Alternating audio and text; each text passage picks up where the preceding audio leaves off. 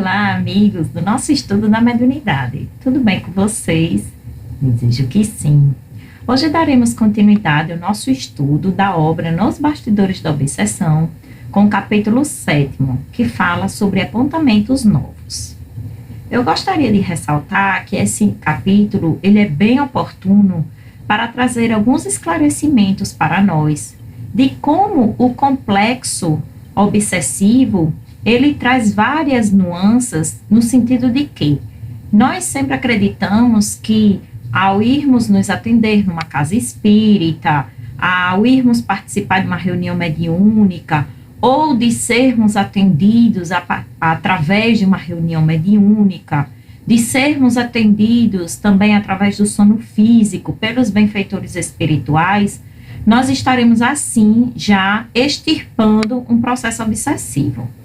E esse capítulo, ele vem nos esclarecer de como tudo é uma teia muito mais complexa do que nós acreditamos que é. De como não é fácil, não é um processo rápido e não é um processo instantâneo, de apenas atendeu, resolveu. Não é assim. Isso mostra como traz, inclusive, consequências físicas e mentais, muitas vezes, para aquele que está sofrendo a obsessão. E aí é que é necessária ainda mais uma perseverança, um conhecimento para que não se desista de todo o atendimento. É um tratamento, então é um tratamento longo, um tratamento demorado. É como nós podemos comparar, por exemplo, a um câncer, né, que nós precisamos ter toda uma paciência, muita fé, muita esperança de que vamos nos curar e também fazermos o nosso trabalho íntimo para que possamos nos sentir melhores. Então, vamos dar início com esses apontamentos trazidos por Manuel Filomeno de Miranda, que são bem oportunos para nós, tá? Eu vou fazer o resumo, né, claro, e vocês vão ler o capítulo, em que ele fala o seguinte: afastado do conúbio permanente com Mariana, graças à interferência dos benfeitores espirituais, Guilherme, que era o perseguidor espiritual, esteve todo o tempo em tratamento especializado, de modo a refazer o campo mental secularmente abalado pelo ódio infeliz e destruidor. Então, neste primeiro capítulo, nós já acabamos vendo que Guilherme, que era o perseguidor espiritual, já se encontrava afastado de Mariana. Ele estava em tratamento, também se refazendo, né, da sua mente perturbada e dos seus pensamentos de ódio e de vingança. Mariana, por sua vez, que já vivia aclimatada psiquicamente àquelas vibrações do seu perseguidor, então o seu pensamento, a sua mente já estava habituada àquelas vibrações deletérias, aqueles pensamentos negativos e pesados, né, do seu perseguidor. Então ela sentiu-lhe a ausência desde o momento em que Saturnino recolhera o aconchego da prece, aquele que lhe fizera verdugo inconsciente e pertinaz. Então, mesmo com Guilherme afastado, Mariana continuava sofrendo as consequências, né, daqueles tantos anos de aclimatação mental com o seu perseguidor. Então, fala aqui, né, sobre a primeira incorporação de Guilherme, em que Mariana tinha tido aquela discussão com o pai, que a gente viu logo no início do livro. Mariana teve a discussão com o pai, saiu porta fora de casa, foi em busca do namorado, pensava em fugir, pensava em fazer 1001 atos, né, que não eram pertinentes para ela. E aí a jovem já amanheceu no dia seguinte, quando retornou para casa, levada por Aureliana, que havia sido uma trabalhadora, né, da casa dela, havia servido a casa dela há muitos anos, era quase uma mãe para Mariana. Então, Mariana, no dia seguinte ao primeiro atendimento a Guilherme, ela já amanheceu indisposta e perturbada. ela se recordava de cruéis pesadelos de que havia sido vítima e nos quais parecia estar sempre perseguida por impiedoso assassino, que lhe desejava tomar a vida, despertando transtornada e sendo acometida de constantes delíquios.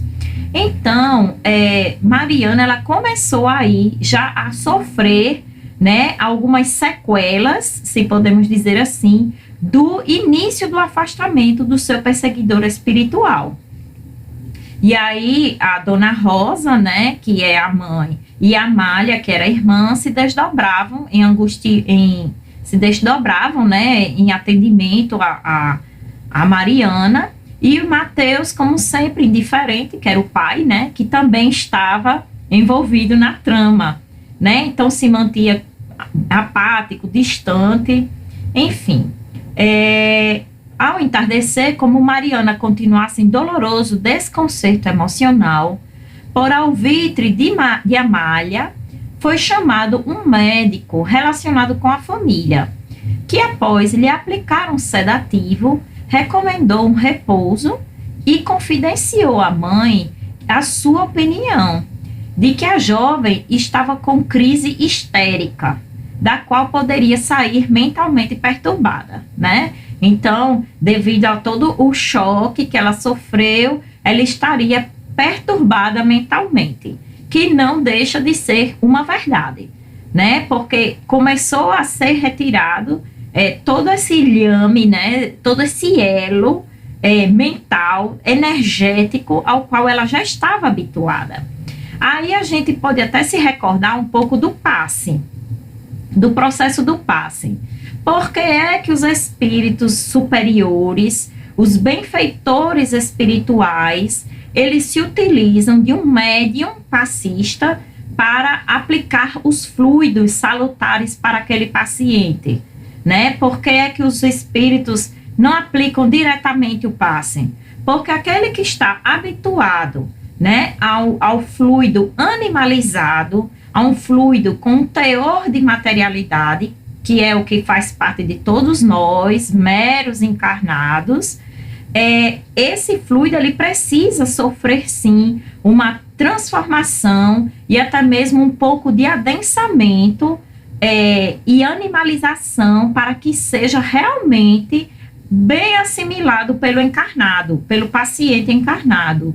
E aí nós vemos como no caso como este, né, de um processo obsessivo, esse espírito perseguidor, ele não pode ser retirado instantaneamente da proximidade com aquela pessoa, porque se a pessoa já está habituada há muitos anos, né, com aquela energia mental ao qual ocorre já uma simbiose, então as consequências podem ser bem graves mesmo, de ordem não só espiritual, mas de ordem mesmo mental, física, tá? Então, Mariana, conforme verificamos nos trabalhos espirituais da noite passada, vinha sendo vítima de uma obsessão em grave desenvolvimento.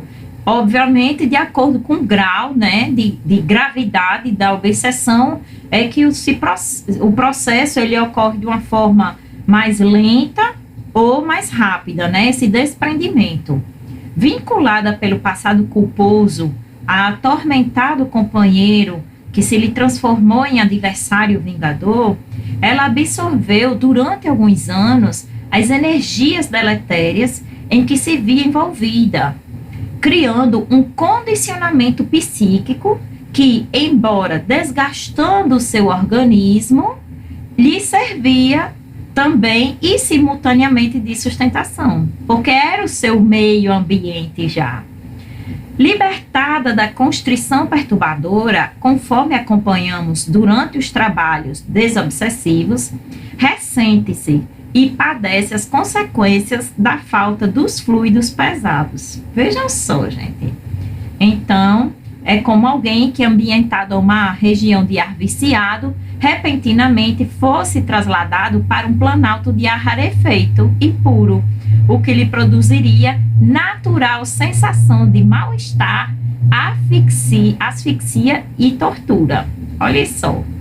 Então, vamos mais à frente, em que ainda é esclarecido. Mariana não está desamparada, porque Saturnino, né, esclarecendo que ela não estava desamparada, mas se faz mister carinhosa assistência e muita dedicação, até que se possa recobrar do doloroso embate, cujo pórtico de libertação somente agora vislumbra, tendo muito caminho a percorrer ainda.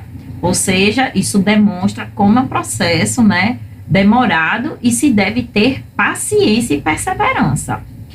Nós viremos diariamente aplicar-lhe passes e instruí-la espiritualmente como o caso requer, de modo a que ela aprenda a sintonizar em outras faixas do pensamento espiritual e moral, a fim de contribuir eficazmente para a própria regeneração íntima e recuperação da saúde.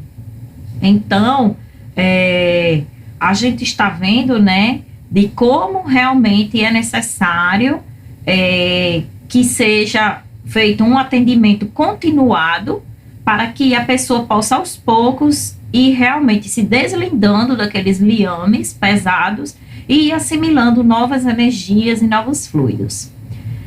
Petitinga, né, que era aquele diretor da Casa Espírita, ele, diretor também da reunião mediúnica, ele acabou, né, que ia esclarecendo Manuel Filomeno de Miranda, né, dizendo: ocorre que despertados dos centros da memória subconsciente, Mariana se vê agredida pelas próprias imagens desequilibrantes que acalentou e que se podem transformar em infeliz processo de loucura, porque ela agora começou como que a relembrar, né, todo o seu passado culposo, tudo aquilo que ela realizou, tudo aquilo que foi o motivo para a perseguição espiritual hoje, e ela começou, né, todo esse processo de relembrar, aí sente remorso, então ela começou a alimentar essa obsessão, mesmo que inconscientemente.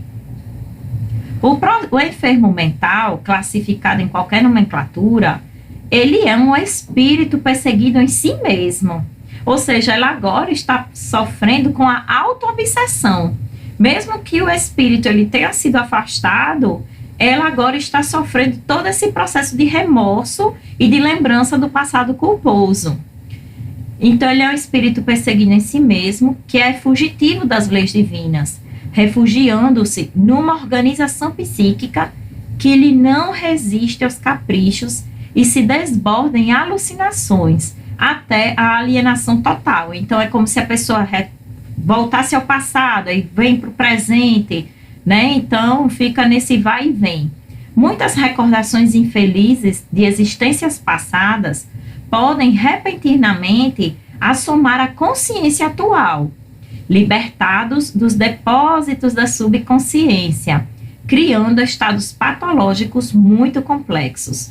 Então, a pessoa até pensa que depois do atendimento fica pior, né? Mas é porque faz parte do processo de cura, essa trama toda, né? Em que agora ela está, o espírito dela se entendendo com ela mesma, digamos assim, né? Então, faz parte do processo. Essas evocações podem tomar dois aspectos distintos: o remorso inconsciente, a se manifestar em forma de autopunição. Então, ela começa a se autoflagelar, né?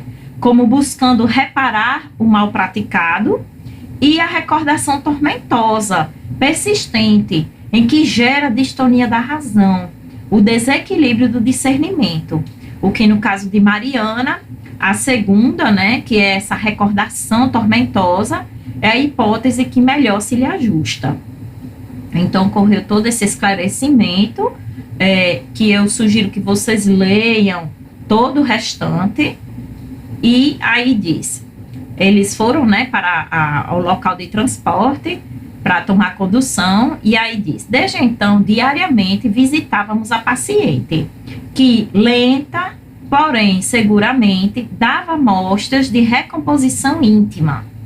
Dias houve mais graves, consequência natural dos encontros mantidos espiritualmente nas tarefas em desdobramento.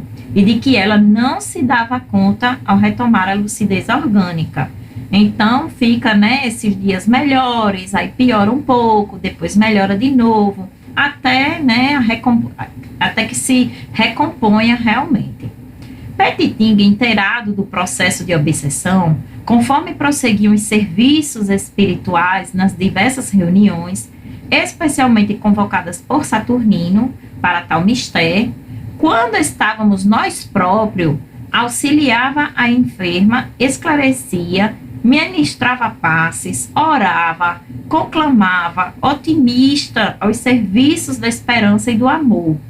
Concitou-a diversas vezes para a aproximação afetiva com o senhor Mateus, que é o seu pai, né?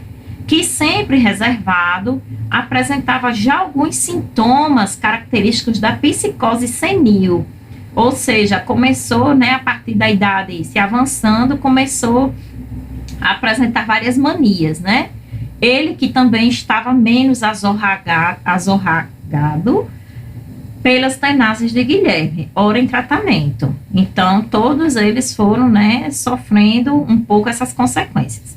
Graças às palestras edificantes do generoso expositor, o lar dos Soares se foi transformando, não totalmente, produzindo uma atmosfera de entendimento relativo que resultava em bem geral. Então, mostrando que tudo ia avançando lentamente, mas que ia, assim, evoluindo. O caminho a percorrer, no entanto, era ainda muito longo. Passaram-se apenas 4 semanas desde o choque entre pai e filha, ou seja, 1 mês entre a discussão entre eles dois, quando tivera começo o serviço da desobsessão. Na noite imediata ao encontro malogrado, Adalberto, que era o namorado dela, refeito do problema gastrointestinal, então já no dia seguinte, ele procurou informações sobre Mariana, vindo a saber por uma pessoa amiga de que ela se encontrava enferma. Solicitando, então, logo depois, permissão a Dona Rosa para visitar-lhe a filha, no que foi atendido pela generosa matrona, embora sem atinar com a razão que o levava a este impulso. Ele apenas pediu para vê-la, né, sem saber muito o que é que ia encontrar.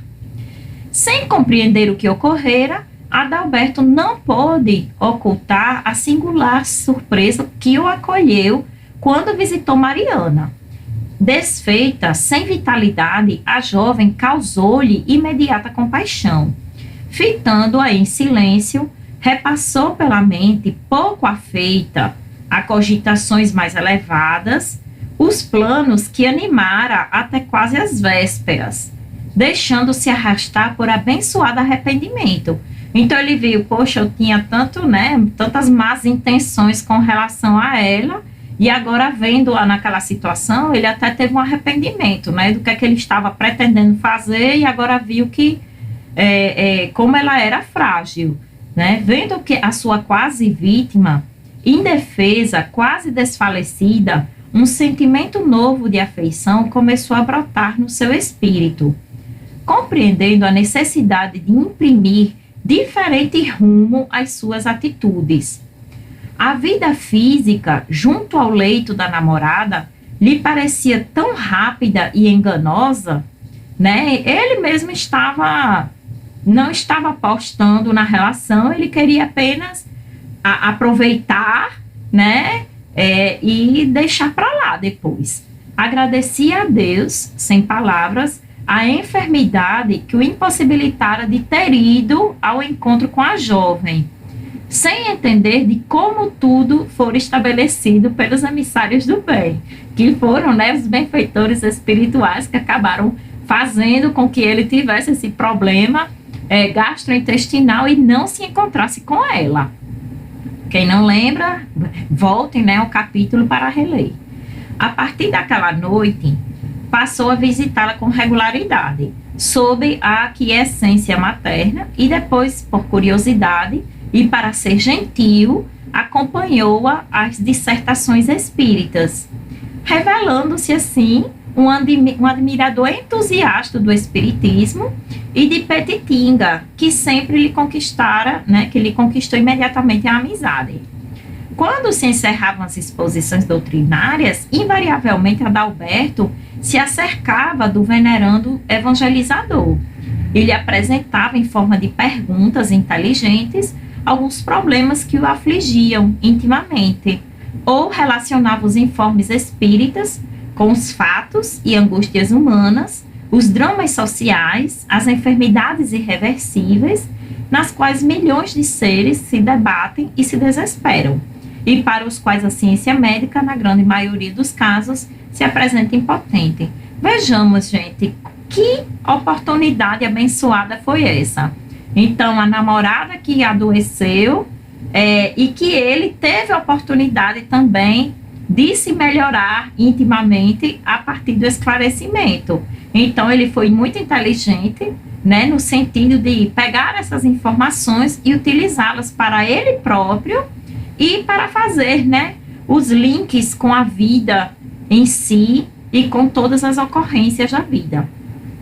E aí, Petitinga, né, sempre interessado em ajudar com esclarecimentos, explicou: essas crises procedem de visões por parte de Mariana dos seus perseguidores espirituais, pois que estes, amparados, não a inquietam no momento. Ocorre que o próprio espírito, jugulado ao remorso por muitos anos antes de reencarnar, ela fixou vigorosamente na sede da memória espiritual. Então, se lembrem, gente, que ela chegou a ir para o hospício, né? Ela chegou a ir para uma casa de saúde mental antes de desencarnar. Então, quando ela desencarnou, ela ainda ficou com essas ideias atormentadas, fixadas em sua memória, em sua mente, em seu perispírito. E aí ela reencarnou com tudo isso ainda fixado nela, na sua memória perispiritual, que mais tarde se imprimiriam no cérebro as cenas dolorosas que vivera no hospício do Harlem, conforme narrara ela mesma quando desdobrada em sono no reencontro com Guilherme. Então, o corpo ele é sempre para o espírito devedor um sublime refúgio, um portador de bênção do ouvido momentâneo, né, aos males que praticamos, mas que a evocação, ela pode ocorrer principalmente quando nós estamos no sono físico, né, e aí ele vem relembrar que como nós trazemos, inclusive, no nosso impresso, no nosso corpo físico, a partir de doenças físicas, a partir de desequilíbrios emocionais, a partir de desequilíbrios mentais mesmo, né? O nosso cérebro mesmo sendo atingido muitas vezes devido a esses transtornos que nós sofremos em reencarnações passadas, por males que praticamos e que hoje eles vêm impressos no nosso corpo físico. Então, espero que tenha sido bem esclarecido esse capítulo. É importantíssimo que vocês leiam, porque realmente ele é muito esclarecedor. E me coloco, como sempre, à disposição para dúvidas, para sugestões, para comentários. E até a próxima, gente. Um beijo no coração. Tchau, tchau.